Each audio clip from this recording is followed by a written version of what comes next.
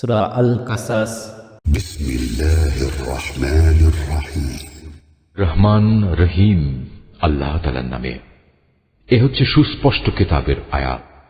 হে নবী, এই আয়াতসমূহের মাধ্যমে আমি তোমাকে মুসা ও ফিরআউনের কিছু ঘটনা ঠিক ঠিক করে বলে দিতে চাই। এটা তাদের জন্য যারা আল্লাহ তাআলার উপর ঈমান আনে। ঘটনাটা ছিল এই, ফিরআউন আল্লাহর জমিনে অনেক শক্তিশালী হয়ে উঠেছিল। সে তার দেশের অধিবাসীদের বিভিন্ন শ্রেণীতে বিভক্ত করে রেখেছিল। সে তার একটি দলকে হীনবল করে রেখেছিল। সে তাদের পুত্রদের হত্যা করত এবং নারীদের জীবিত রেখে দিত। অবশ্যই সে ছিল জমিনে বিপর্যয় সৃষ্টিকারী ব্যক্তিদের একজন। ফিরআউনের এসব নিপীড়নের মোকাবেলায় সে জমিনে যাদের হীনবল করে রাখা হয়েছিল তাদের উপর কিছুটা অনুগ্রহ করতে এবং আমি তাদের ফিরআউনের সেবাদাস থেকে উঠিয়ে দেশের নেতা বানিয়ে দিতে আর তাদের এ জমিনের উত্তরাধিকারী বানিয়ে দিতে চাইলাম। আমি ইচ্ছা করলাম সে দেশে তাদের ক্ষমতার আসনে বসিয়ে দেব এবং তাদের মাধ্যমে ফিরআউন, হামান ও তার লয় লস্করদের সে ব্যাপারটা দেখিয়ে দেব যে ব্যাপারে তারা আশঙ্কা করত। এমনি এক সময় মুসার জন্ম হল। যখন আমি মুসার মায়ের কাছে এ আদেশ পাঠালাম, তুমি তাকে বুকের দুধ খাওয়াও। যদি কখনো তার নিরাপত্তার ব্যাপারে তোমার ভয় হয় তাহলে বাক্সে ভরে তাকে সমুদ্রে ফেলে দিও। কোন রকম ভয় করো না, দুশ্চিন্তাও করো না, কেননা আমি তাকে তোমার কাছেই ফিরিয়ে দেব। আমি তাকে রসুলদের মধ্যে সামিল করব। আল্লাহ তাআলার আদেশ অনুযায়ী মুসার মা তাকে সমুদ্রে ফেলে দিল। অতঃপর ফিরআউনের লোকজন তাকে সমুদ্র থেকে উঠিয়ে নিল, যেন সে একদিন আল্লাহ তাআলার সিদ্ধান্ত মোতাবেক তাদের জন্য দুশ্মনী ও দুশ্চিন্তার কারণ হয়ে পড়তে পারে। এতে কোনো সন্দেহ নেই যে ফিরআউন, হামান ও তাদের বাহিনী ছিল ভয়ানক অপরাধী। ফিরআউনের স্ত্রী এই শিশুটিকে দেখে তার স্বামীকে বলল, এই শিশুটি আমার এবং তোমার জন্য চক্ষু শীতলকারী হবে। একে হত্যা করো না, হয়তো একদিনে আমাদের কোনো উপকারও করতে পারে, অথবা আমরা তাকে সন্তান হিসেবেও তো গ্রহণ করতে পারি। কিন্তু তারা তখন আল্লাহ তাআলার পরিকল্পনা সম্পর্কে কিছুই বুঝতে পারেনি। ওদিকে মুসার মায়ের মন অস্থির হয়ে পড়েছিল। আমার প্রতি আস্থাশীল থাকার জন্য যদি আমি তার মনকে দৃঢ় না করে দিতাম, তাহলে সে তো দুশমনের কাছে তার খবর প্রকাশ করেই দিচ্ছিল। সে মুসার বোনকে বলল, তুমি সাগরের পাড় ধরে এর পেছন পেছনে যাও। কথানুযায়ী সে তাকে দূর থেকে এমনভাবে পর্যবেক্ষণ করতে থাকল যে ফিরআউনের লোকেরা টেরও করতে পারল না।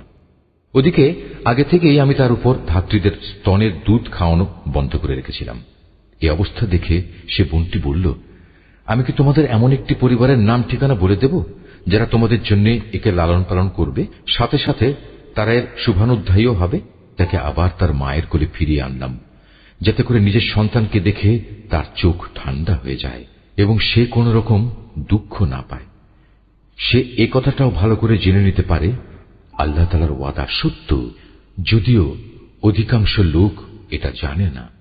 যখন সে পূর্ণ যৌবনে উপনীত হল এবং শারীরিক শক্তিতে পূর্ণতা প্রাপ্ত হল, তখন আমি তাকে জ্ঞান ও প্রজ্ঞা দান করলাম। আমি নেককার লোকদের এভাবেই প্রতিফল দান করি। একদিন সে নগরীতে প্রবেশ করল, যখন সেখানে নগরবাসীরা অসতর্ক অবস্থায় ছিল, ঘরে ঘরে আরাম করছিল। এ সময় সে সেখানে দুজন মানুষকে মারামারি করতে দেখল। এদের একজন ছিল তার নিজ জাতি বনী ইসরায়েলের, আর দ্বিতীয় ব্যক্তি ছিল তার শত্রু দলের লোক। যে ব্যক্তি ছিল তার দলের, সে তখন দ্বিতীয় ব্যক্তির মোকাবেলায় তার সাহায্য চাইল, যে ছিল তার শত্রু দলের। তখন মুসা তাকে একটি ঘুষি মারল। এভাবে সে তাকে হত্যাই করে ফেলল। সাথে সাথে অনুতপ্ত হয়ে সে বলল, এটা একটা শয়তানি কাজ। অবশ্যই সে হচ্ছে মানুষের দুশমন এবং প্রকাশ্য বিভ্রান্তকার। সে আরো বলল, হে আমার মালিক, অনিচ্ছাকৃত এ কাজ করে আমি তো আমার নিজের উপর বড় জুলুম করে ফেলেছি। হে আল্লাহ তাআলা, তুমি আমাকে ক্ষমা করে দাও। অতঃপর আল্লাহ তাআলা তাকে ক্ষমা করে দিলেন, কেননা তিনি হচ্ছেন ক্ষমাশীল ও পরম দয়ালু। সে আরো বলল, হে আমার মালিক, তুমি যেভাবে আমার উপর মেহেরবানি করেছ, সে অনুযায়ী আমিও তোমাকে প্রতিশ্রুতি দিচ্ছি, আমি আর কখনো কোনো অপরাধী ব্যক্তির জন্য সাহায্যকারী হব না। অতঃপর ভীত শঙ্কিত অবস্থায় সে নগরীতে তার ভোর হল। হঠাৎ সে দেখতে পেল আগের দিন যে ব্যক্তি তার কাছে সাহায্য প্রার্থনা করেছিল, সে আবার তাকে সাহায্যের জন্য চিৎকার করছে। মুসা আবার তাকে বলল, তুমি তো দেখছি ভেজালে লোক, তারপরেও যখন সে ও ফরিয়াদি ব্যক্তিটি তাদের উভয়ের শত্রুর উপর হাত উঠাতে চাইল, তখন এ ফরিয়াদি ব্যক্তিটি মনে করল মুসা বুঝি তাকে মেরেই ফেলবে। তাই সে বলল, তুমি কি আজ আমাকে সেভাবেই হত্যা করতে চাও যেভাবে কাল তুমি এক ব্যক্তিকে হত্যা করেছ? তুমি তো জমিনে দারুণ স্বেচ্ছাচারী হতে চলেছ। তুমি কি মোটেই শান্তি স্থাপনকারী হতে চাও না? এর কিছুক্ষণ পরেই এক ব্যক্তি নগরীর আর এক প্রান্ত থেকে দৌড়ে এসে বলল, হে মুসা, আমি এইমাত্র শুনে এলাম ফেরাউনের দরবারীরা তোমাকে হত্যা করার ব্যাপারে পরামর্শ করছে। অতএব তুমি এক্ষুনি শহর থেকে বের হয়ে যাও। আমি হচ্ছে তোমার একজন শুভাকাঙ্ক্ষী বন্ধু। অতঃপর সে ভীত ও আতঙ্কিত অবস্থায় নগরী থেকে বের হয়ে গেল এবং যেতে যেতে বলল, হে মালিক, তুমি আমাকে জালিম জাতির হাত থেকে রক্ষা করো। মিশর ছেড়ে যখন সে মাদিয়ান অভিমুখে যাত্রা করল, তখন বলল, আমি আশা করি আমার মালিক আমাকে সঠিক পথই দেখাবেন। অবশেষে যখন সে মাদিয়ানের একটি পানির কূপের কাছে পৌঁছল, তখন দেখল তার পাশে অনেক মানুষ। তারা পশুদের পানি পান করাচ্ছে এবং তাদের অদূরে সে দুজন রমণীকে দেখতে পেল, যারা নিজ নিজ পশুদের আগলে রাখছে। সে তাদের জিজ্ঞেস করল, তোমাদের কি হল? তোমরা পশুদের পানি খাওয়াচ্ছ না? তারা বলল, আমরা পশুদের পানি খাওয়াতে পারবো না যতক্ষণ না এই রাখালরা তাদের পশুদের সরিয়ে না নিয়ে যায়, এবং আমাদের পিতা একজন বৃদ্ধ মানুষ, তিনি আসতে পারেন না, তাই আমরা এসেছি। কথা শোনার পর সে এদের পশুগুলোকে পানি খাইয়ে দিল। তারপর সরে একটি গাছের ছায়ার দিকে গেল এবং আল্লাহকে বলল, হে আমার মালিক, এই মুহূর্তে তুমি নিরাপদ আশ্রয় হিসেবে যে নিয়ামতি আমার উপর নাজিল করবে, আমি একান্তভাবে তারই মুখাপেক্ষী হয়ে থাকব। আল্লাহ তাআলার নিয়ামত আসতে দেরি হল না। মুসা দেখতে পেল সে দুই রমণীর একজন লজ্জা জড়ানো অবস্থায় তার কাছে এলো এবং বলল, আমার পিতা তোমাকে তার কাছে ডেকেছেন। তুমি যে আমাদের পশুগুলোকে পানি খাইয়ে দিয়েছিলে, তার জন্য তিনি তোমাকে কিছু পারিশ্রমিক দিতে চান। অতঃপর সে তার কথা মতো তার পিতার কাছে এলো এবং নিজের কাহিনী তার কাছে বর্ণনা করল। সব শুনে সে মুসাকে বলল, তুমি কোনো ভয় করো না, এখন তুমি জালেমদের কাছ থেকে বেঁচে গেছ। সে দুজন রমণীর একজন তার পিতাকে বলল, হে আমার পিতা, একে বরং তুমি তোমার কাজে নিয়োগ করো, কেননা তোমার মজুর হিসেবে সে ব্যক্তি উত্তম বলে প্রমাণিত হবে, যে হবে শারীরিক দিক থেকে শক্তিশালী এবং চরিত্রের দিক থেকে বিশ্বস্ত। এরপর রমণীদের পিতা তাকে বলল, আমি আমার এই দুই মেয়ের একজনকে তোমার সাথে বিয়ে দিতে চাই, তবে তা হবে এ কথার উপর, তুমি 8 বছর আমার কাজ করবে। যদি তুমি 8 বছরের জায়গায় 10 বছর পুরো করতে চাও, তবে তা হবে একান্ত তোমার ব্যাপার। আমি তোমার উপর কোনো কষ্টকর শর্ত আরোপ করতে চাই না। আল্লাহ তাআলা চাইলে তুমি আমাকে সদাচারী ব্যক্তি হিসেবে দেখতে পাবে। সে এতেই রাজি হল এবং বলল, ঠিক আছে, আমার এবং আপনার মাঝে এ চুক্তি পাকা হয়ে থাকল। আপনার দেয়া দুটো মেয়াদের যে কোনো একটি যদি আমি পূরণ করি, তাহলে আপনার পক্ষ থেকে আমার উপর কোনো বাড়াবাড়ি করা হবে না। এর নিশ্চয়তাটুকু আমি চাই। আমাদের এ কথার উপর আল্লাহ তাআলা সাক্ষী হয়ে থাকলেন। অতঃপর মুসা যখন তার চুক্তিবদ্ধ মেয়াদ পূর্ণ করে নিল, তখন সপরিবারে নিজ দেশের দিকে রওনা করল। যখন সে তুর পাহাড়ের পাশে আগুন দেখতে পেল, তখন সে তার পরিবারের লোকদের বলল, তোমরা এখানেই অপেক্ষা করো, আমি আগুন দেখতে পেয়েছি। সম্ভবত আমি সেখান থেকে রাস্তাঘাট সম্পর্কিত কোনো খোঁজ খবর নিয়ে আসতে পারব, আর তা না হলে কমপক্ষে জ্বলন্ত আগুনের একটা টুকরো তো নিয়ে আসতেই পারব, যাতে তোমরা আগুন পোহাতে পারবে। যখন সে আগুনের কাছে পৌঁছল, তখন উপত্যকার ডান পাশের পবিত্র ভূমিস্থিত একটি গাছ থেকে গায়েবী আওয়াজ এলো, হে মুসা, আমি আল্লাহ, সৃষ্টিকুলের একমাত্র মালিক। তাকে আরো বলা হলো, তুমি তোমার হাতের লাঠিটি জমিনে নিক্ষেপ করো। যখন সে তাকে দেখল তার জীবন্ত সাপের মতোই ছোটাছুটি করছে, তখন সে উল্টো দিকে ছুটতে লাগলো, পেছনের দিকে তাকিয়েও দেখল না। তার প্রতি তখন আদেশ করা হলো, হে মুসা, তুমি এগিয়ে এসো, ভয় পেও না, তুমি হচ্ছে নিরাপদ মানুষদেরই একজন। তুমি তোমার হাত তোমার বুক পকেটের ভেতর রাখো, দেখবে কোন রকম অসুস্থতা ছাড়াই তা উজ্জ্বল হয়ে বেরিয়ে আসবে। মন থেকে ভয় দূরীভূত করার জন্য তোমার হাতের বাজু তোমার বুকের সাথে মিলিয়ে রাখো। এ হচ্ছে ফেরাউন ও তার দলীয় প্রধানদের কাছে তোমার মালিকের পক্ষ থেকে নবুয়তের দুটো প্রমাণ। সত্যি তারা এক গুনাহগার জাতি। বলল, হে আমার মালিক, আমি নিতান্ত ভুলবশত তাদের একজন মানুষকে হত্যা করেছি, তাই আমার ভয় হচ্ছে তারা সে হত্যার প্রতিশোধ দিতে গিয়ে আমাকে মেরে ফেলবে। যেহেতু কথা বলার ব্যাপারে আমার জিহ্বার জড়তা আছে, তাই আমার ভাই হারুন সে আমার চাইতে ভালো করে কথা বলতে পারে। অতএব তুমি তাকে সাহায্যকারী হিসেবে আমার সাথে পাঠিয়ে দাও, যাতে করে সে আমাকে সমর্থন করতে পারে। আমার ভয় হচ্ছে আমি একা গেলে তারা আমাকে মিথ্যা প্রতিপন্ন করবে। আল্লাহ তাআলা বললেন, তুমি চিন্তা করো না, আমি তোমার ভাইকে দিয়ে তোমার হাত শক্তিশালী করব এবং আমার আয়াতসমূহ দিয়ে আমি তোমাদের উভয়কে শক্তি যোগাব, ফলে তারা আর কখনো তোমাদের কাছে পৌঁছতে পারবে না। পরিশেষে তোমরা এবং তোমাদের অনুসারীরাই তাদের উপর বিজয়ী হবে। অতঃপর যখন মূসা আমার সুস্পষ্ট আয়াতসমূহ নিয়ে ওদের কাছে হাজির হল, তখন তারা বলল, এ তো কতিপয় অলিক ইন্দ্রজাল ছাড়া আর কিছুই নয়। আমরা আমাদের বাপ দাতাদের জামানায় তো এমন কিছু ঘটতে শুনিনি। মূসা বলল, আমার মালিক ভালো করেই জানেন তার কাছ থেকে হেদায়েত নিয়ে কে এসেছে এবং সেদিনের মতো আজ কার পরিণাম কি হবে। তবে একথা ঠিক, জালেমরা কখনোই সফল হয় না। ফিরআউন বলল, হে আমার পারিষদরা, আমি তো জানি না আমি ছাড়া তোমাদের আরো কোনো মাবুদ আছে। অতঃপর সে হামানকে বলল, হে হামান, যাও আমার জন্য ইট তৈরির নিমিত্ত মাটিকে আগুনে পোড়াও, অতঃপর তা দিয়ে আমার জন্য একটি সুউচ্চ প্রাসাদ নির্মাণ করো, যেন আমি তাতে উঠে মুসার মাবুদকে দেখে নিতে পারি। আমি অবশ্য তাকে মিথ্যাই মনে করি। সে এবং তার বাহিনীর লোকেরা অন্যায়ভাবেই আল্লাহর জমিনে অহংকার করল। ওরা ধরে নিয়েছিল ওদের কখনো আমার কাছে ফিরে আসতে হবে না। অতঃপর আমি তাকে এবং তার গোটা বাহিনীকে ধরে সমুদ্রে নিক্ষেপ করলাম। অতএব হে নবী, তুমি দেখো বিদ্রোহ করলে জালেমদের পরিণাম কি ভয়াবহ হয়ে থাকে। আমি ওদের এমন সব লোকদের নেতা বানিয়েছি যারা জাহান্নামের আগুনের দিকেই ডাকবে। এ কারণেই কিয়ামতের দিন তাদের কোন রকম সাহায্য করা হবে না। দুনিয়ায় যেমন আমি তাদের পেছনে আমার লানত লাগিয়ে রেখেছি, তেমনি কিয়ামতের দিনও তারা নিতান্ত ঘৃণিত লোকদের মধ্যে সামিল হবে। অতীতের বহু মানব গোষ্ঠীকে আমার সাথে বিদ্রোহের আচরণের জন্য ধ্বংস করার পর আমি মূসাকে তাওরাত কিতাব দান করেছি। এ কিতাব ছিল মানুষদের জন্য জ্ঞান ও তত্ত্বকথার সমাহার। সর্বোপরি এ কিতাব ছিল তাদের জন্য হেদায়েত ও রহমত, যাতে করে তারা এ থেকে শিক্ষা গ্রহণ করতে পারে। মূসাকে যখন আমি আমার বিধান দিয়েছিলাম, তখন তুমি তুর পাহাড়ের পশ্চিম পাশে সে বিশেষ স্থানটিতে উপস্থিত ছিলে না, না তুমি এ ঘটনার প্রত্যক্ষদর্শীদের দলে সামিল ছিলে। তারপর আমি আরো অনেক মানব গোষ্ঠীর আবির্ভাব ঘটিয়েছিলাম। অতঃপর তাদের উপর বহু যুগ অতিবাহিত হয়ে গেছে যারা সে ঘটনার প্রত্যক্ষদর্শী ছিল। মহাকালের বিবর্তন তাদের ধরে রাখেনি। আর তুমি মাদিয়ানবাসীদের মাঝেও উপস্থিত ছিলে না যে তুমি তাদের কাছে আমার আয়াতসমূহ পড়ে পড়ে শুনিয়েছ, কিন্তু সে সময়ের খবরাখবর তোমার কাছে পৌঁছানোর জন্য আমি সেখানে মজুদ ছিলাম। মূসাকে যখন আমি প্রথমবার আওয়াজ দিয়েছিলাম, তখনও তুমি তুর পাহাড়ের কোন দিকেই মজুদ ছিলে না।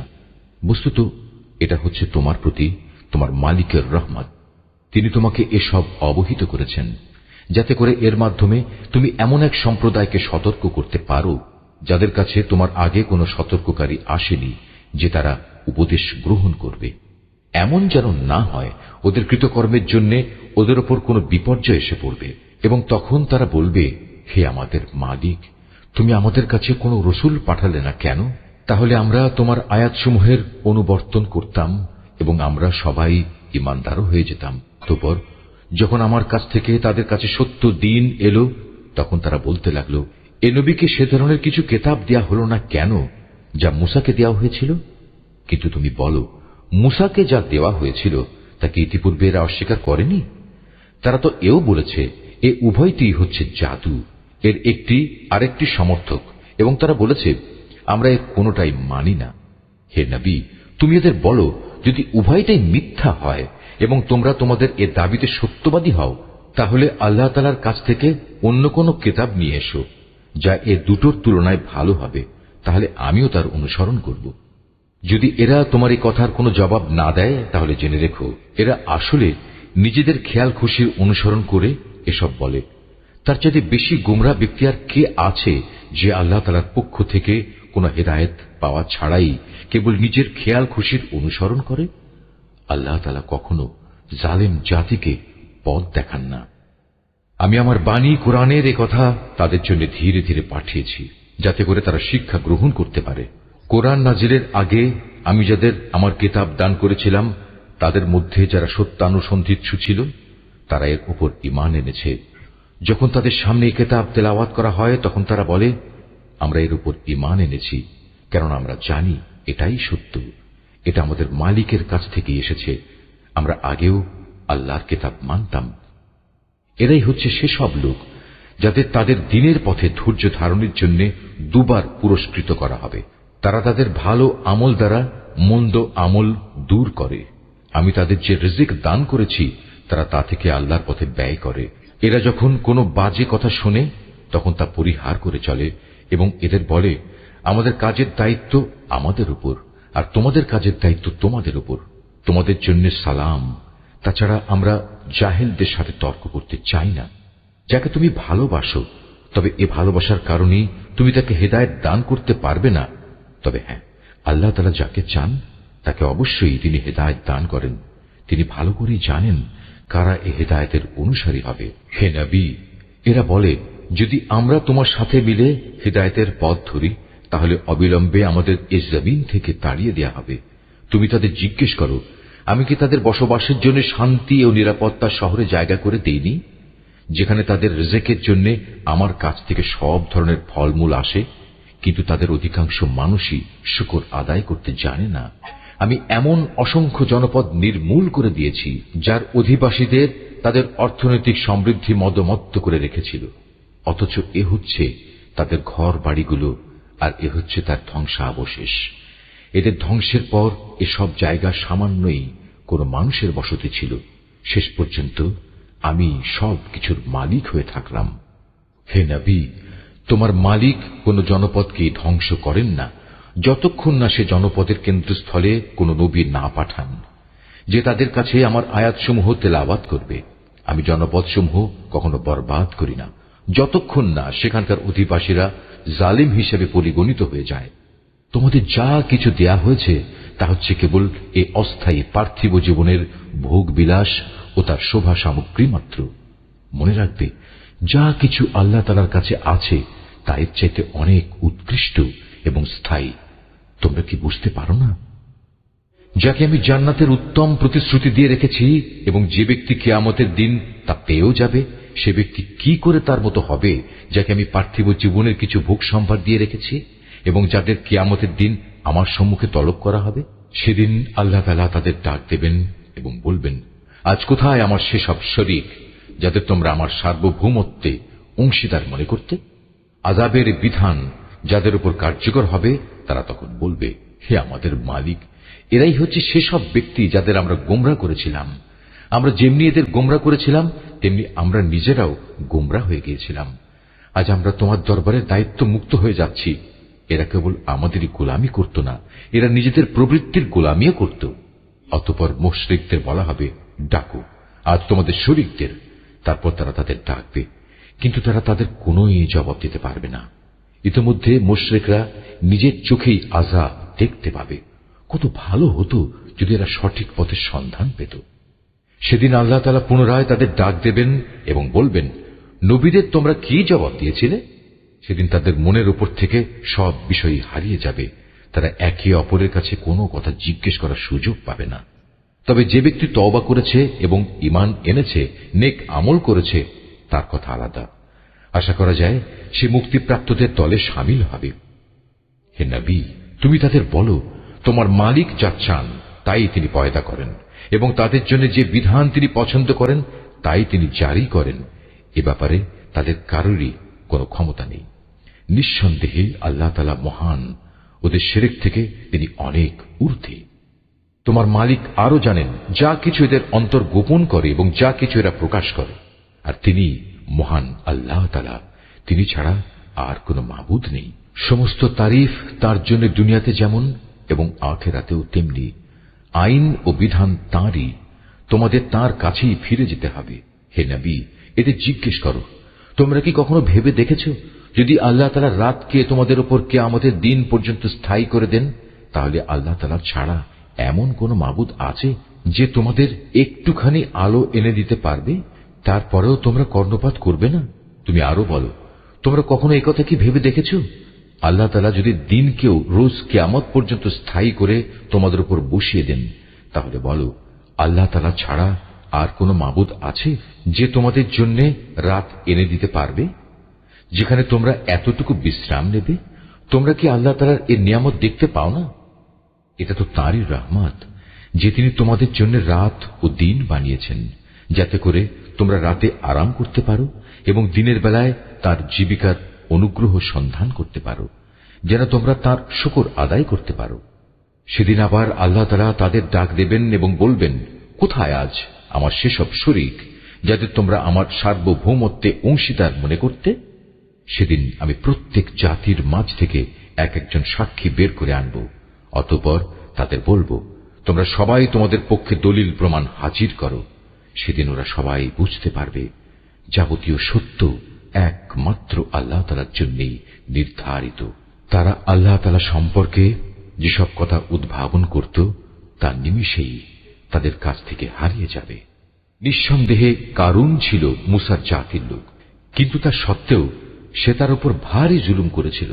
অথচ আমি তাকে এত বিশাল পরিমাণ ধনভাণ্ডার দান করেছিলাম যে তার ভাণ্ডারের চাবিগুলো বহন করা একদল শক্তিশালী লোকের পক্ষেও ছিল একটা কষ্টসাধ্য ব্যাপার।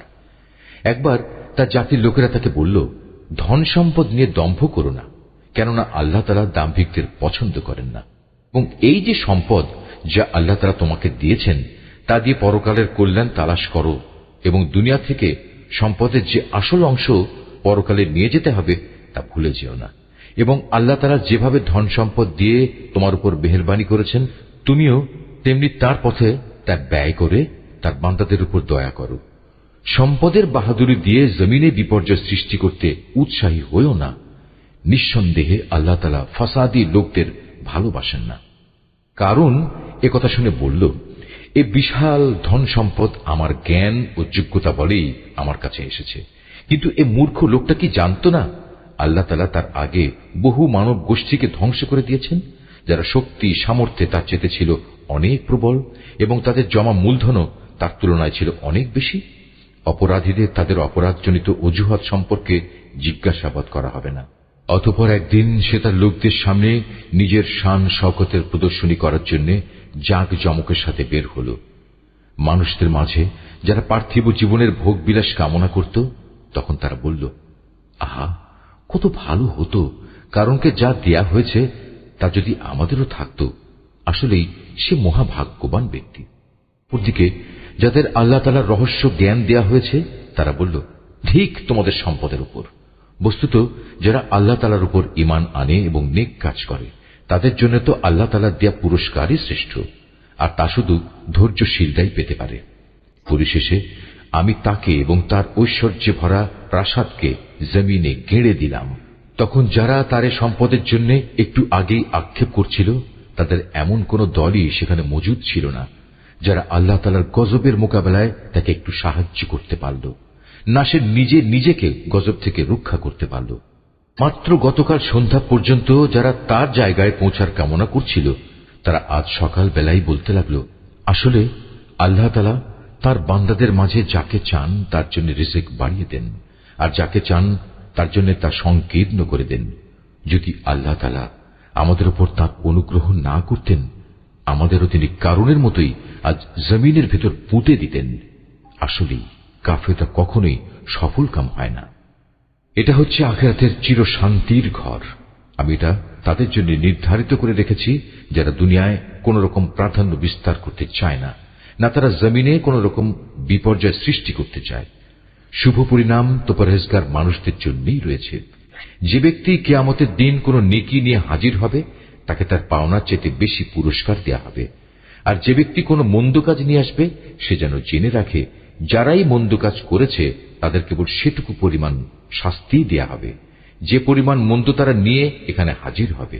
এ নবী, যে আল্লাহ তাআলা এই কোরআন তোমার উপর অবশ্য পালনীয় করেছেন তিনি অবশ্যই তোমাকে তোমার কাঙ্ক্ষিত পুণ্যভূমিতে ফিরিয়ে নিয়ে যাবেন। তুমি তাদের বলো, আমার মালিক এটা ভালো করেই জানেন কে তার কাছ থেকে হেদায়েত নিয়ে এসেছে আর কে সুস্পষ্ট গুমরাহিতে নিমজ্জিত রয়েছে। হে নবী, তুমি তো কখনো এ আশা করনি তোমার উপর কোনো কিতাব নাজিল হবে। হ্যাঁ, এটা ছিল তোমার মালিকের একান্ত মেহেরবানি যে তিনি তোমাকে কিতাব দান করেছেন। সুতরাং তুমি কখনো সত্য প্রত্যাখ্যানকারী জালেমদের পক্ষ নেবে না। দেখো, এমন যেন কখনো না হয় যে তোমার উপর আল্লাহ তাআলার আয়াতসমূহ নাজিল হবার পর তারা তোমাকে এর অনুসরণ থেকে বিরত রাখবে। তোমার কাজ হবে তুমি মানুষদের তোমার মালিকের দিকে আহ্বান করবে এবং নিজে তুমি কখনো মুশরিকদের অন্তর্ভুক্ত হবে না। কখনো আল্লাহ তাআলার সাথে তুমি অন্য কোনো মাবুদকে টেকো না। তিনি ব্যতীত অন্য কোনো মাবুদ নেইও।